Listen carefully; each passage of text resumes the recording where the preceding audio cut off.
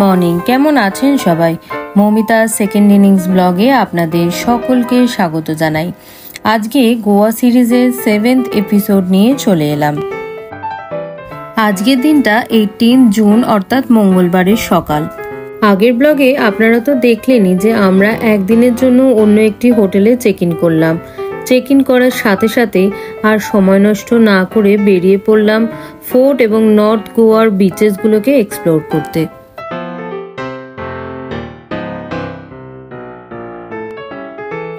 চলুন, আপনাদের সঙ্গে কথা বলতে বলতে এসে গেছি। আজকে আমাদের প্রথম ডেস্টিনেশন হলো নর্থ গোয়ার আগোডা ফোর্ট, যেটা 16শো শতাব্দীতে পর্তুগিজদের দ্বারা নির্মাণ করা হয়েছিল। এই ফোর্টটা গোয়ার সব থেকে সুন্দর ফোর্টের মধ্যে অন্যতম। এখানে আলাদা করে 2 হুইলার এবং 4 হুইলার রাখার ব্যবস্থাও রয়েছে। এই ফোর্টের টাইমিং হলো সকাল 9টা থেকে বিকাল 5:30 পর্যন্ত। ঢুকেই বাঁ দিকে রয়েছে কাউন্টার, প্রথমেই সেখান থেকে টিকিট কেটে নিই। মাথাপিছু টিকিটের মূল্য 25 টাকা করে। ভেতরে বাথরুম ও পানীয় জলের ব্যবস্থাও রয়েছে। কি সুন্দর লাগছে না জাতীয় পতাকাকে এইভাবে উঠতে দেখে। জায়গাটা যথেষ্ট পরিষ্কার পরিচ্ছন্ন, এক কথায় বলা যায় খুবই ওয়েল মেইনটেইনড।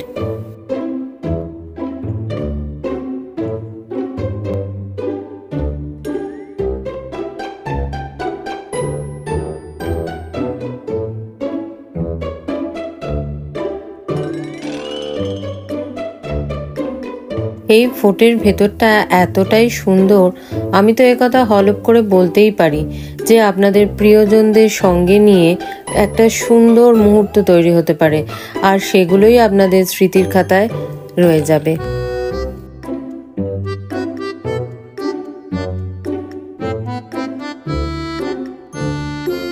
এই ফোর্টের ভেতরে আসলে কোথা থেকে 1.5 থেকে 2 ঘন্টা কেটে যাবে আপনারা বুঝতেই পারবেন না। এই ফোর্টে ঢোকার সাথে সাথেই আপনারা 2 হাত অন্তর অন্তরই ফোর্টের ম্যাপ দেখতে পাবেন, যেটা দেখে আপনাদের চলতে ফিরতে কোনো রকম অসুবিধাই হবে না।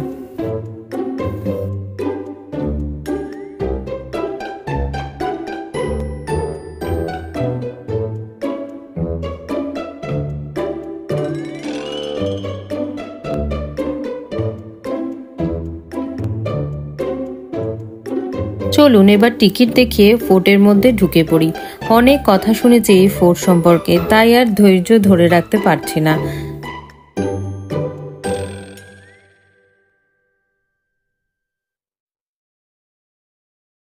খুব সুন্দর করে দেয়ালে গোয়ার এক একটি মনুমেন্টের বাঁধানো ছবি রয়েছে।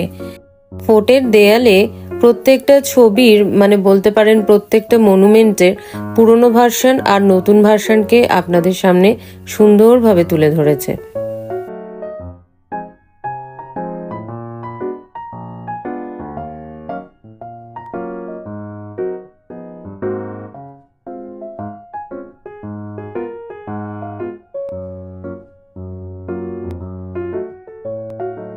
কি সুন্দর জায়গাটা, তবে খুবই কাঠপাটা রোদ্দুর। এই ফোর্টে আসতে গেলে হয় সকাল সকাল নয় বিকাল 4টের পরই আসবেন।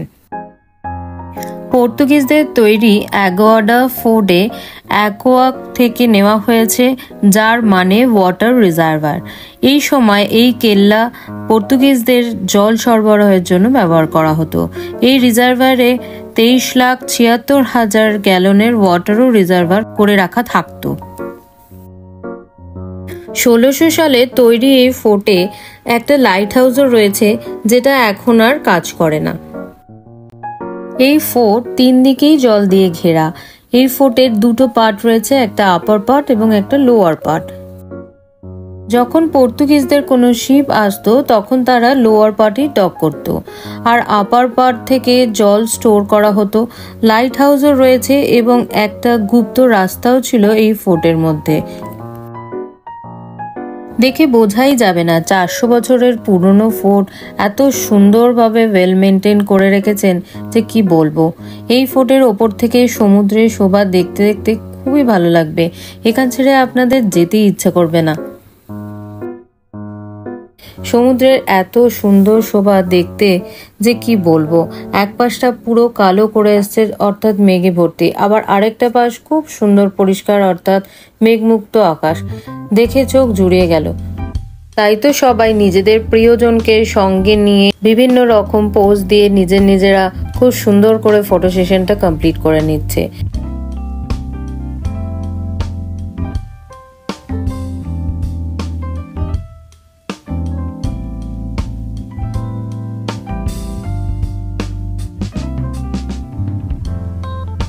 এরপর আমরা যাব সেঙ্কুরিয়াম ফোর্টের কাছে।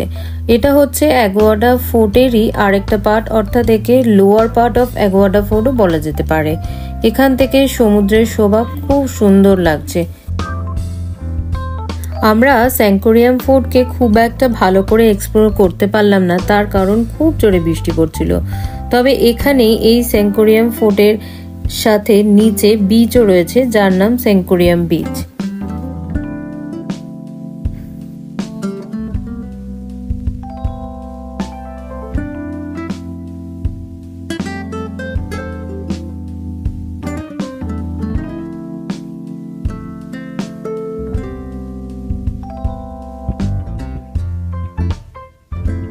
ওপরে দাঁড়িয়ে আর নিচে বিচে যাওয়ার লোভটা সামলাতে পারলাম না, তাই কিছুক্ষণের জন্য একটু বিচ থেকে ঘুরেই যাই। আমার ডান হাতে রয়েছে তাজ হোটেল। চলুন, আর দেরি করে লাভ নেই, এখান থেকে বেরিয়ে পড়তে হবে, না হলেই আবার ঝমঝমিয়ে বৃষ্টি চলে আসবে। আসলে আমরা তো মনসুনের সময় এসেছি, তাই বলাই যায় না কখন রোদ কখন বৃষ্টি, তাই সেইভাবেই আমাদেরকে চলতে হচ্ছে। আমাদের নেক্সট ডেস্টিনেশন ভ্যাগেটার বিচ। এই বিচের কাছে ডিসেম্বরে সানবার্ন মিউজিক ফেস্টিভ্যালও হয়। বলা যায় যে যারা পার্টি করতে চান তাদের পক্ষে এই বিচটা খুবই সুইটেবল। বিচটা আরো ফেমাস এখানকার রক ফরমেশন এবং সানসেট দেখার জন্য। এখানে আশেপাশে অনেক ফেমাস রেস্টুরেন্ট রয়েছে। ভ্যাগেটার বিচের ওপর থেকে দেখলে নারকেল গাছের ফাঁক দিয়ে সমুদ্রের শোভা এত সুন্দর যে ভাষায় প্রকাশ করা যায় না। ওপরে দাঁড়িয়ে দাঁড়িয়ে সুন্দর বিচের শোভা দেখতে দেখতে মনে হলো একটু নিচে নামলে কেমন হয়, তাই একটা রাস্তাও পেয়ে গেলাম। যেমনই ভাবা তেমনিই কাজ।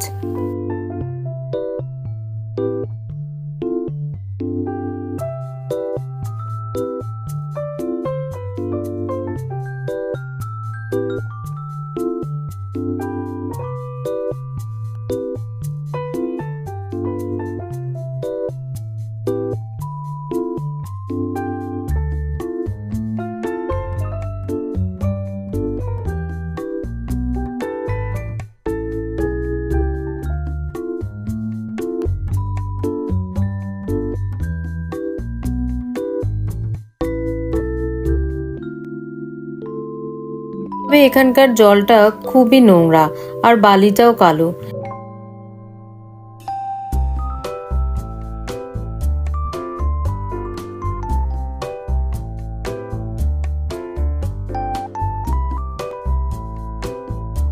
এই রকগুলোর ওপর দাঁড়িয়ে পড়ন্ত বেলার অর্থাৎ সূর্যাস্তের দৃশ্যের সঙ্গে ছবি তোলার লোভটা সামলাতেই পারলাম না।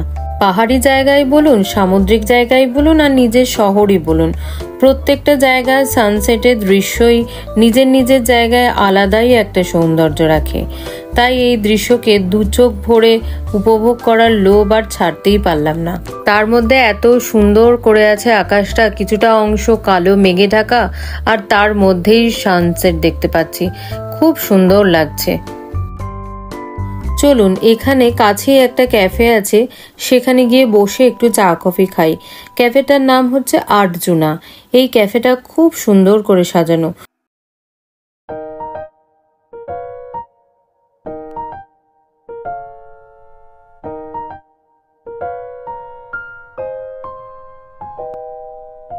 ভেতরে ছোট্ট করে একটা আর্ট গ্যালারিও রয়েছে, ইনডোর গেম বুক গ্যালারিও রয়েছে, যাতে আপনারা খেতে খেতে কেউ বোর না হয়ে যান।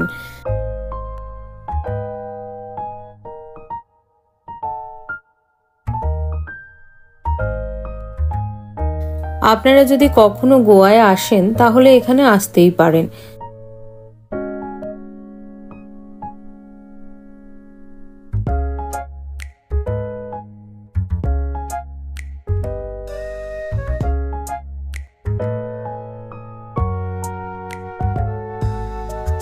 চলুন তাহলে চা কফি ও স্ন্যাক্সের অর্ডার দিতে দিতে আজকের ব্লগটা এখানেই শেষ করছি।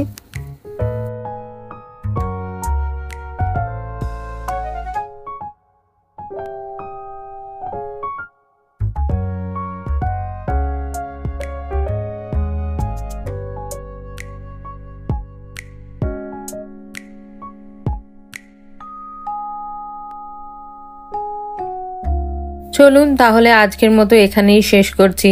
আবার দেখা হবে গোয়া সিরিজের আবার কোনো একটা নতুন জায়গা নিয়ে। আর ব্লগটা যদি ভালো লাগে তাহলে লাইক, শেয়ার ও সাবস্ক্রাইব করতে ভুলবেন না কিন্তু। দেখা হবে খুব শীঘ্রই পরের একটা ব্লগে। ভিডিওটা যদি ফেসবুক পেজে দেখে থাকেন তাহলে অবশ্যই পেজটিকে ফলো করে রাখবেন যাতে পরের কোনো ভিডিও আপনারা মিস না করেন। ভিডিওটি এখানেই শেষ করছি। সবাই ভালো থাকবেন, সুস্থ থাকবেন, সাবধানে থাকবেন। আর ব্লগটা কেমন লাগলো সেটা আমাকে অবশ্যই কমেন্ট করে জানাতে ভুলবেন না। আর যদি কোনো কিছু সাজেশন দেওয়ার হয় সেটাও জানাতে পারেন।